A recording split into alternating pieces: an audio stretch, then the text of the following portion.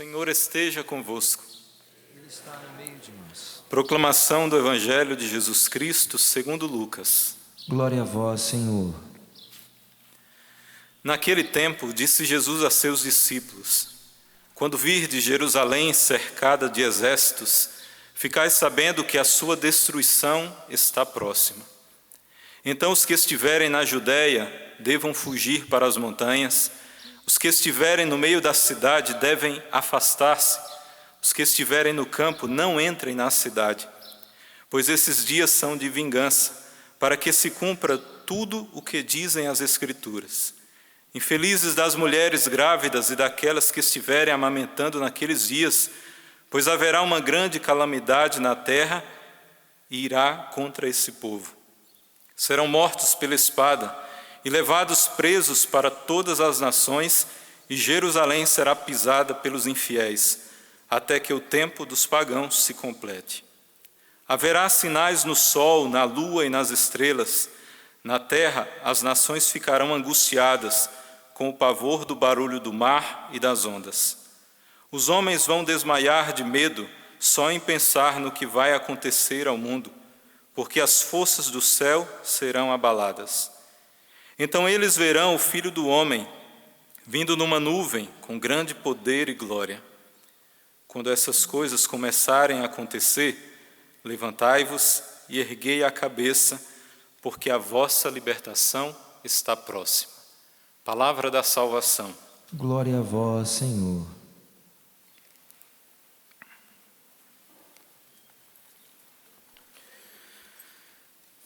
Meus irmãos e minhas irmãs, nessa liturgia da palavra de hoje, na primeira leitura e no Evangelho, nós temos textos escatológicos que falam das coisas futuras, das coisas finais, dos finais dos tempos.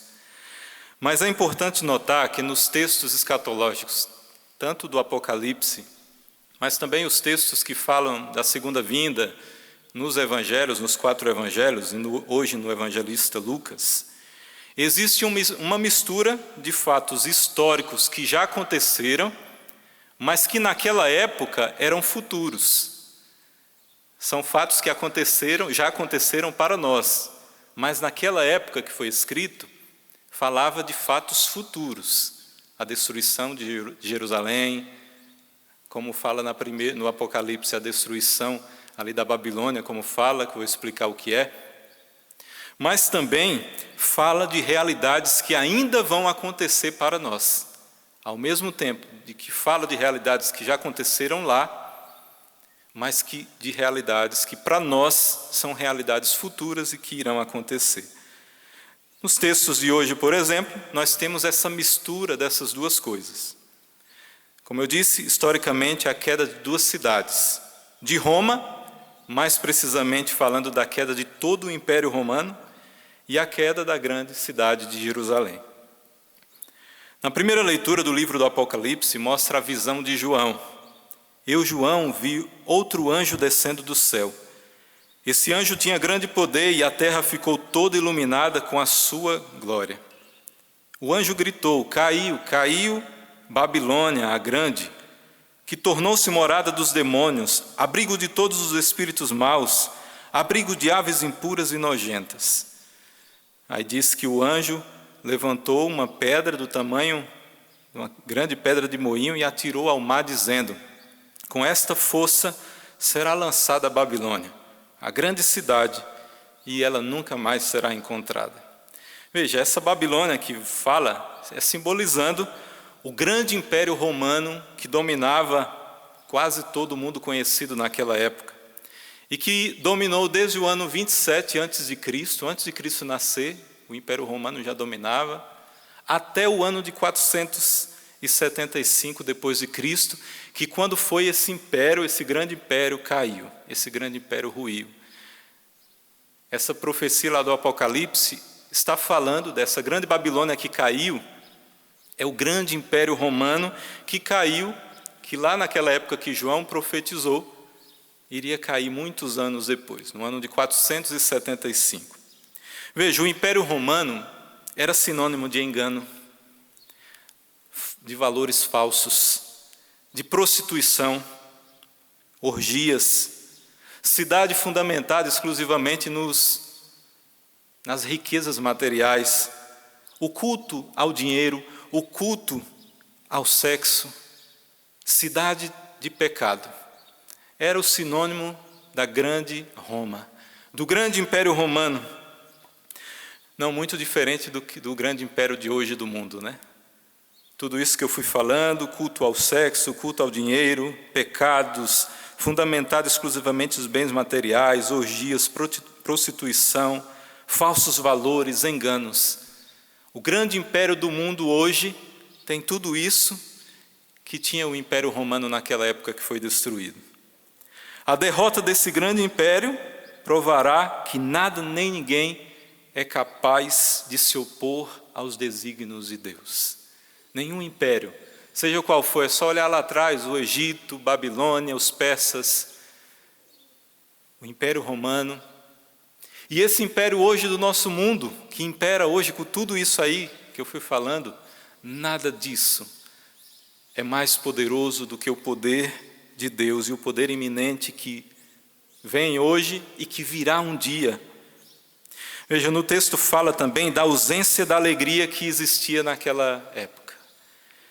Fala, a melodia das cítaras, dos músicos, das flautas, das trombetas, nunca mais se ouvirá dentro de ti. Isso tudo era para simbolizar a falta de Deus. Essa falta de alegria que dominava no Império Romano e que caiu esse império, era um lugar onde não habitava essa alegria, não habitava Deus. Estavam surdos dos apelos do Senhor pela conversão. É só lembrar lá da cidade de Sodoma e Gomorra, é só lembrar dos tempos de Noé, que nós vemos lá no Antigo Testamento, da mesma forma que acontecia lá, acontecia no Império Romano. Veja, as causas de que o Império Romano ruiu. Por que o Império Romano acabou? Veja, muita coisa ia acontecendo, disputas internas de poder, estavam divididos, a divisão entre o Ocidente e o Oriente, que existiu naquela época, uma crise grande econômica, má administração, o exército romano estava totalmente desorganizado, era um dos exércitos mais temidos naquela época, mas o exército estava totalmente desorganizado.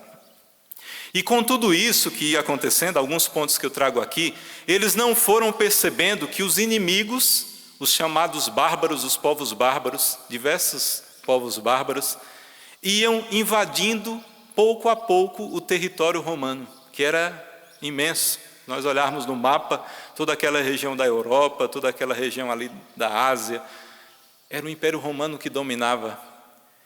E eles não perceberam por tudo isso, divisões, desorganizações, o exército desorganizado, má administração, a devassidão, o pecado, vivendo tudo de qualquer jeito, não foram percebendo que os inimigos iam invadindo pouco a pouco. E pouco a pouco esses povos bárbaros invadiram e destruíram totalmente Roma. Veja, fala mais no Apocalipse. Depois disso ouvi um forte rumor de uma grande multidão no céu que clamava aleluia. A salvação, a glória e o poder pertencem ao nosso Deus, porque seus julgamentos são verdadeiros e justos. E aí diz, felizes são os convidados para o banquete das núpcias do Cordeiro, que é o refrão também do salmo que nós cantamos. Veja, aqui já essa parte, ao mesmo tempo que fala da vitória de Deus lá atrás, também agora nos remete ao futuro nosso também. A vitória final de Deus sobre todas as forças do mal que imperam hoje no mundo. E remete também a nós, que somos convidados ao banquete nupcial das núpcias do Cordeiro. Essa vitória final do Cordeiro de Deus. Mas para isso, meus irmãos, nós não podemos nos manchar com toda a devassidão que existe hoje no grande império que domina o nosso mundo. Esse império de pecado, de maldade, que reina na escuridão, que reina nas trevas nesse mundo. E aqui eu já alerto, meus irmãos, como Roma não foi percebendo os inimigos, os bárbaros chegando de todos os lados e invadindo pouco a pouco os territórios. Quando perceberam, não tinham mais força para resistir. Da mesma forma, é o pecado que existe hoje na humanidade, é o pecado que existe dentro de nós, São as trevas que dominam esse grande império do mundo hoje, que aos poucos vai invadindo a nossa vida, vai invadindo a nossa casa, e sem perceber, nós vamos nos enfraquecendo. E temos um grande perigo de, assim como Roma ruiu por tudo isso, nós também possamos cair pelo inimigo que vai sorrateiramente, de pouco a pouco, vai invadindo os territórios da nossa alma, os territórios da nossa vida. Todos os dias na Santa Eucaristia, o padre ali, ele fala essas palavras que foram no refrão do Salmo e que tem no Apocalipse. Felizes os convidados ao banquete nupcial das núpcias do Cordeiro. E nós respondemos o quê? Senhor, eu não sou digno de que entreis em minha morada, mas dizei uma palavra e serei salvo. Veja, todos os dias na Santa Eucaristia, o Cordeiro imolado, o mesmo que venceu, que vence e que vencerá um dia, ele vence todos os dias na Santa Eucaristia. Todos os dias que nós participamos do banquete nupcial aqui, das núpcias do Cordeiro, nós temos a possibilidade de vencer todos os inimigos que estão ao nosso redor, que estão tentando nos invadir, que tentam nos destruir, seja o mundo, seja o demônio, ou seja a nossa própria concupiscência de pecado. Todos os dias nós temos a possibilidade desse Cordeiro que vence, que venceu e vencerá. Na Santa Missa ele tem o poder de vencer na nossa vida. E quanto mais nós recebemos esse Cordeiro imolado, ele vai vencer todas as vezes que nós deixamos ele ser o centro. Se nós deixamos ele reinar, nós seremos felizes. Essa alegria que não existia lá no Império Romano, o império de devassidão, de trevas e pecado, essa felicidade virá. Felizes os convidados, alegres, bem-aventurados seremos nós, se todos os dias, ou quando pudermos, ou aos domingos, recebemos o Cordeiro imolado, o Cordeiro que salva. Veja, no Evangelho de hoje, nós temos um discurso escatológico, como eu falei aqui do evangelista Lucas, onde ele se divide em duas partes. Na primeira parte, mostra a ruína da grande cidade de Jerusalém. Na segunda parte, fala dos finais dos tempos, do final do mundo. Veja, no início, quando virdes Jerusalém cercada de exércitos, ficais sabendo que a sua destruição está próxima. Veja, o que vai falando, naquela época, Roma, no ano 70, quando Jerusalém foi destruída, foi o Império Romano, esse que foi destruído lá na frente, que era poderoso naquela época, nos anos 70 ainda, cercou Jerusalém e invadiu Jerusalém para destruir. Só que veja o que fala.